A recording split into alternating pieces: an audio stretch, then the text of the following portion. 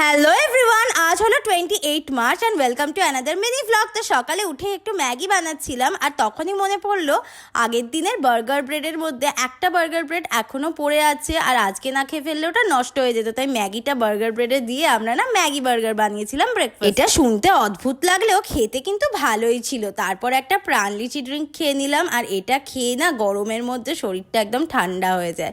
এরপর স্নান করে সুন্দর করে পুজোটা দিয়ে নিলাম। আর লাঞ্চটা আজকে ছিল একদম সিম্পল, ডাল ভাত আলু ভাজা আর তার সাথে কাঁচকলার খোসা। এরপর সন্ধ্যেবেলা রেডি হয়ে নিয়েছি, আমাদের শুটস ছিল তো শুট করার জন্য এখানে সেট আপ রেডি করে নিচ্ছি। আর তার মাঝেই আমরা ওয়াও মোমো থেকে মোমো অর্ডার দিয়ে দিয়েছি।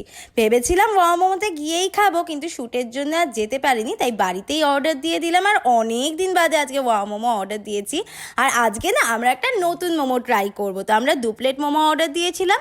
একটা দিয়েছিলাম নর্মাল স্টিম মোমো আর একটা দিয়েছিলাম chicken cheese momo in molten sauce, যেটা তো আমরা ফার্স্ট টাইম ট্রাই করি। আর এই মোমো ইন মোল্টেন চিজ সসটা তো দারুণ খেতে ছিল। স্পেশালি যারা চিজ লাভার্স আছো তাদের তো এটা দারুণ লাগবে। একটু এক্সপেন্সিভ হলেও এটা তো আমাদের এখন ফেভারিট হয়ে গেছে। আর লাস্টে দিনটা এন্ড করলাম এক গ্লাস কোল্ড ড্রিঙ্কস দিয়েছে। That's it.